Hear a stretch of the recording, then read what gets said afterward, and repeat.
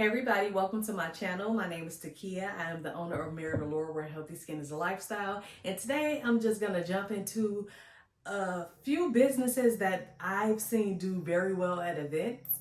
So if you are looking to launch a new business or you just want to learn more about what goes on at events and what businesses to look out for at events, then meet me in the video. Let's go.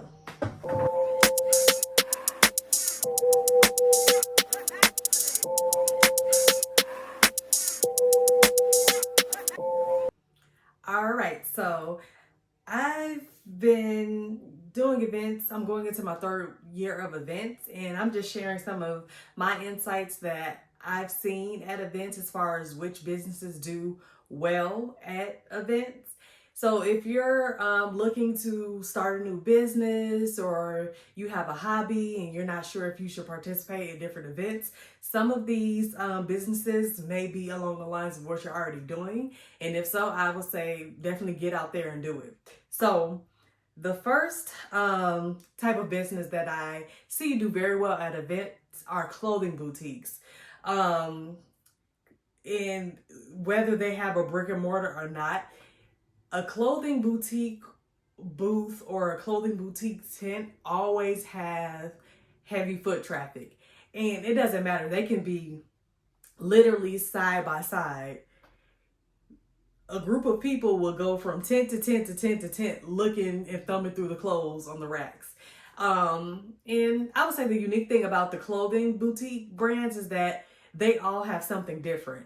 Even if they sell the same type of clothes, like if they all sell dresses and vests and cowboy hats or whatever, they're all different designs and varieties to choose from. So I can see how they do very well. And also they sell accessories, and you can set up the clothing boutique tent up real nice. Like some boutique tents, they have like the clothing racks. It makes you feel like you're really in a store. In the corner, they have like a little pop-up zip around little clothing room, so you could try on the clothes. And they usually have like a tent length or a floor length mirror that you can look at how the dress is fitting on you, how it's swirling as you twist.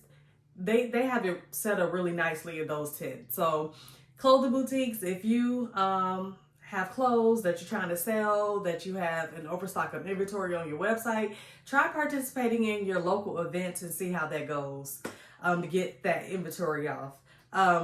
Jewelry, those do very well. It doesn't matter if the jewelry is more higher end versus just your everyday, I don't want to say cheap, but the cheaper varieties of jewelry, it doesn't matter. They always do well. Again, if you have jewelry vendors right next to each other, they're all going to get some love. Because again, similar to clothes, there's always a variety of jewelry to choose from. So one vendor may have really nice charms versus another vendor has very elegant pieces versus another vendor has pieces that have little cookies dangling or dogs dangling or fruit dangling. It's so much to choose from. So jewelry vendors do very well at events. Candles, I feel like candles are an easy win at events.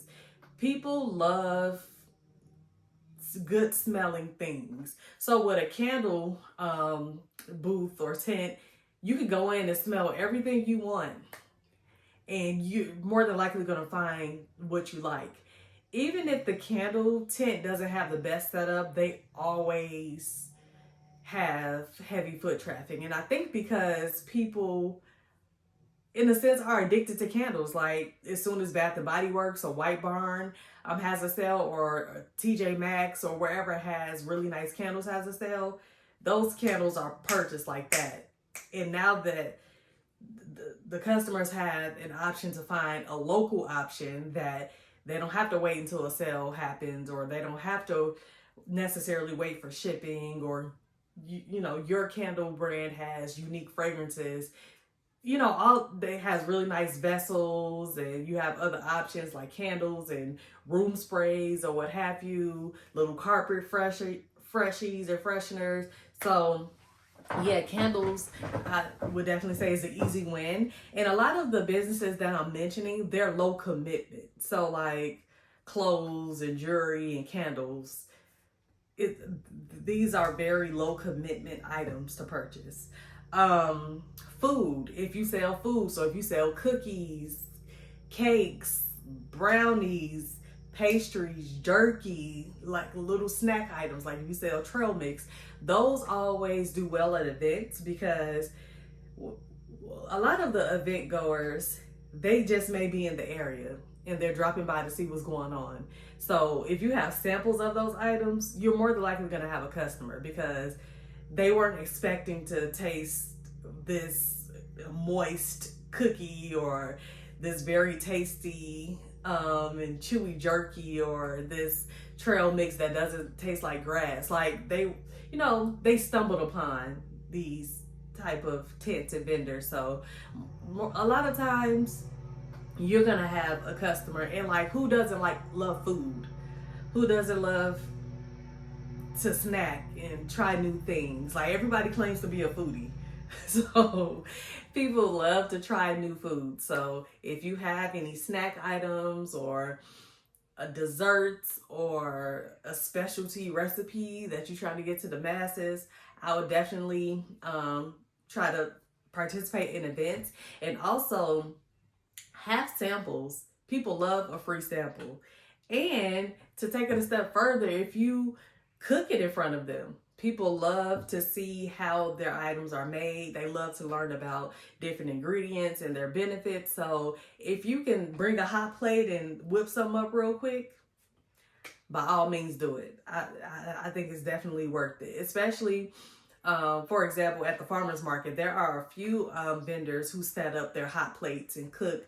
If they make sausages or if they sell beef or chicken, they cook something up real quick in the skillet and put out those samples. People eat that up.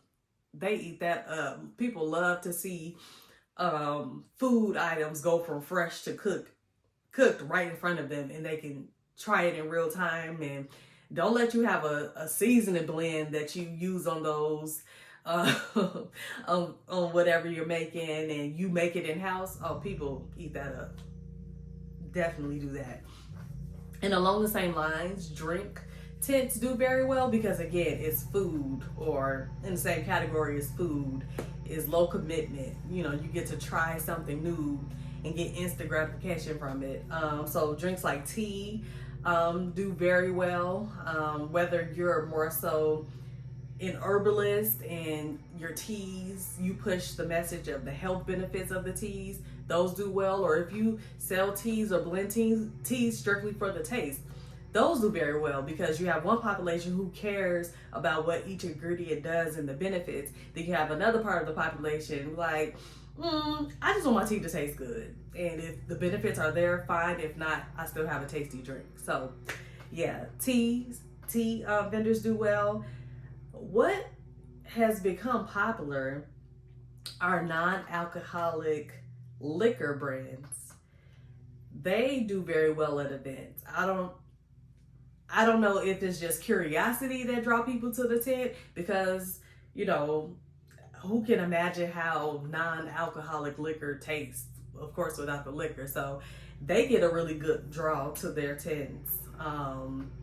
And a lot of times their drinks have some type of health benefits that I've seen. I know one vendor does, but yeah, those vendors do very well. If you sell like a beer or a cider, especially if you make those beer or ciders in-house, or you partner with a really good beer and cider, I don't know if it's called maker or distributor, those do very well. If you make fresh juices, because who doesn't love a good health kick every now and again? So if you make fresh juices in-house and you're able to explain the benefits and it also has a good taste to it and they can sample it, those do very well as well. So drinks and food for sure do well. Dog brands, people love their pets. Like, people treat pets in general better than humans.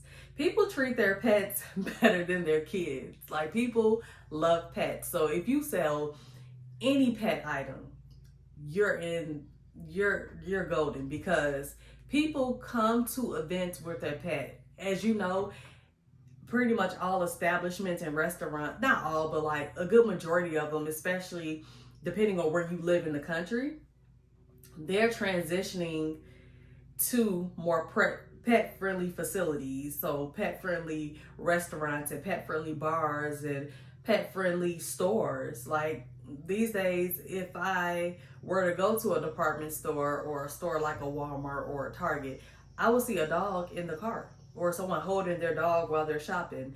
So, yeah, people pretty much bring their dogs everywhere. So, if you sell dog collars, dog leashes, dog what are those called? Not the collar, but the thing that hangs from it. The dog tags. You sell dog tags. It was one vendor that I met. She sells dog desserts. So she showed me a picture of literally a 3-tier cake. It looked like a wedding cake. She made that for a dog owner for that dog's birthday. So people eat pet supplies and food up. Not people, but for their pets, their dogs.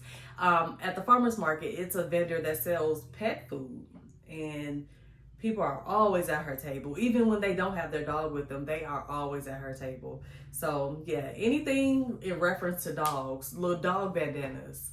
I don't know if I mentioned this already, dog treats, dog drinks, anything pet related, especially dogs, people eat that up. And taking a step further, if you have like a machine or a tool that you can personalize the collars and tags or what have you in person, oh man, you're gonna have a line wrapped around your tent if you can personalize the collar, the leash, or the dog tag at the event. Oh, trust me, they're gonna eat that up. Sweatshirts, t-shirts, and caps. So this is different from like a clothing boutique. I view it differently than a clothing boutique, because with sweatshirts and t-shirts and caps, that's more like casual lounge, hang out, just throw this on the way to an event if I'm not trying to dress up, or if I don't have anywhere else to go after the event, or this is just my Sunday fun day, lazy day. People love sweatshirts, t-shirts, and caps. And if they have like little catchy, snarky sayings on there, people eat that up.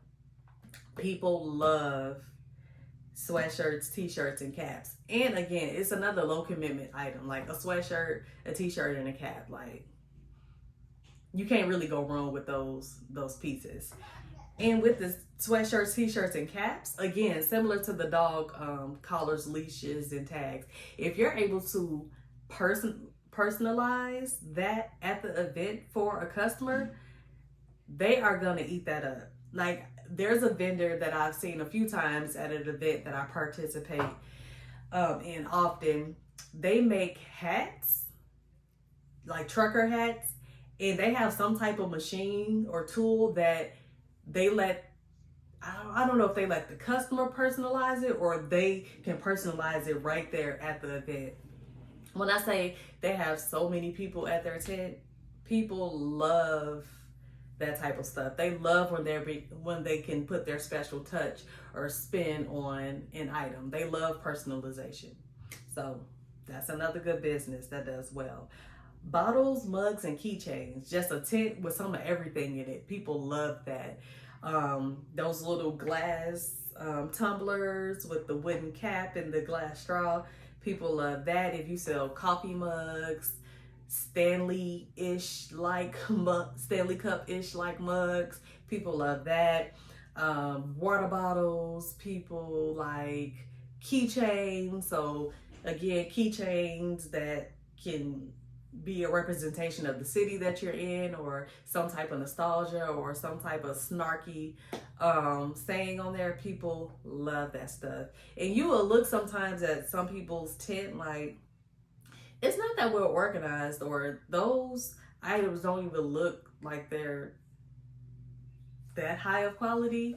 But I think people just love little knickknacks, little things that can get here and there. Just how we go on a trip and we buy souvenirs that we barely use. We have a bunch of keychains, a bunch of t-shirts, a bunch of cups, a bunch of refrigerator magnets, a bunch of snow globes. We have a bunch of stuff that we don't use. And that you can view it the same way with people at events. They just love to collect items. Pottery. So pottery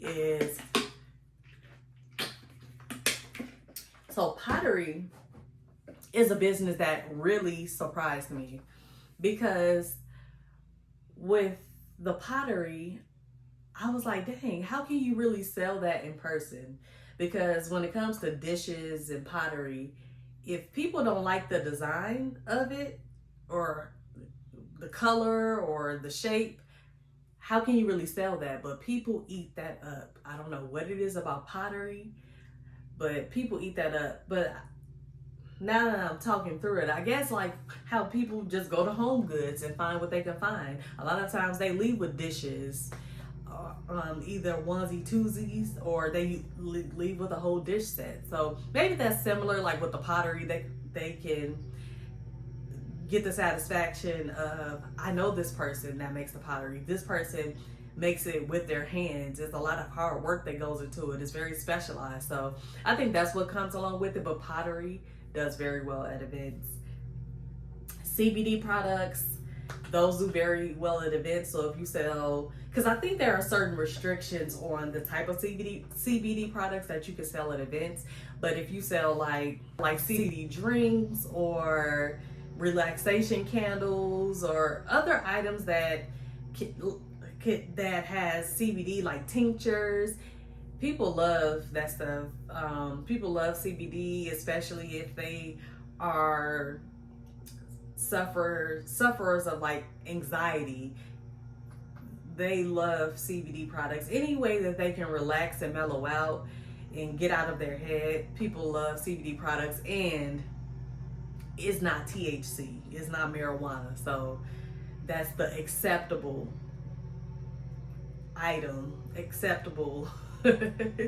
thing to use that is not going to get you in trouble. So CBD items do very well. And the last one is art and stationery. I don't see a ton of tents that has these items, but the ones that I have seen do very well. Do very, very well. You can make art that's like nostalgia. Like one tent I've seen, it's art pieces of like medleys of things that are specific and nostalgic for that city. Like, I'm from Chicago, so I saw that she had a Chicago one, and she had the Bears, the Cubs, she had Wrigley Field, she had the Sears Tower on there. Well, now it's the Willis Tower, but I grew up, it's the Sears Tower. She had Mag Mile, she had Lakeshore Drive, she had like different Chicago staples that will make a Chicago native like, oh, okay, I know about that place. Oh, she put that too. Oh, okay, she put the bean. So, yeah, and people are always at that tent. Yeah, her tent was full, and it was crazy because this day that I saw her tent, it was slow at the event, but people were at her tent, so she's on something with that art. And stationery. Tents that sell like specialized postcards and not event cards, but like birthday cards or whatever stationery you could think of, pens, yeah, all types of stationery items, cool paper clips. I've seen a vendor with those items do very well at the event. And I was surprised because I'm like, it's just postcards and pens and just regular cards, happy birthday cards. How are they doing this well? But people were eating it up. They were eating it up. So I think all in all, people like low commitment items that can give them instant satisfaction at an event. especially like food items. I am a skincare business, and I would say we have to put in a little bit more work um, for to build that trust with the customer. Unless they're just already in the market for skincare items and they come to your table, or they see your booth set up and they're looking over and you engage them and they come to the table, you more times than not, you have to provide an experience for them. Unless they're a repeat customer, you have to provide an experience for them. So your displays have to be really nice, your signage has to be clear, your packaging and containers have to be nice. You have to provide samples of your products. You have to be able to allow the customer to smell different products, ask questions, and be knowledgeable about the ingredients and the benefits to their skin. And so many people have been jaded by skincare products, whether they're purchasing expensive products from stores like a Sephora or Ulta, or they're purchasing locally. Everyone has been burned in some type of way from skincare products. So it is that hesitation there when it comes to customers trusting skincare products right off. Again, unless they're in the market for it or they just want to try something new, you got to put in a little bit more work with skincare brands. But if you understand how to sell your product and work the event, and understand how to engage people and how to position your product or offering, you'll do very well. Like, I do very well at events because I know how to position my products, and I do provide an experience, and I am knowledgeable about my products and the ingredients and the benefits to their skin. I do allow people to smell the fragrances that I have, and I do offer testers and samples. So I do have nice signage and I do have nice displays and packaging and all of that. So skincare brands, even though it's a great business to get into, you have to do a little bit more work to get customers to trust you in order to try out your brand, versus if you just put a food sample on the table that they can just pick up, taste, either leave or stay around and chat a little bit. Those are low commitment items. Or like jewelry, we're always in the market for buying some type of jewelry or clothes, or you can have the specialized items, such as for items for pets and dogs.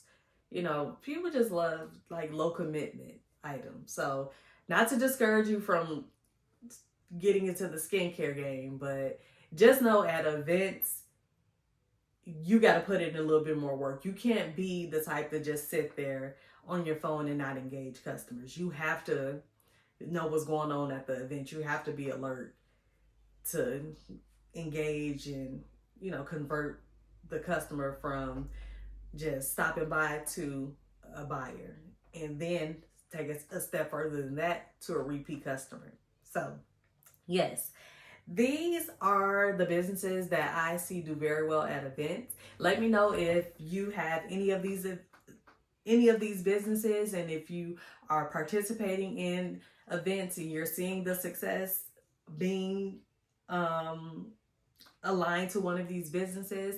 And if there are other businesses that you see do well at events, drop them in the comments below. But yeah, don't forget to subscribe, like, and share, and leave a comment. And until next time, I'll talk to y'all later. Bye.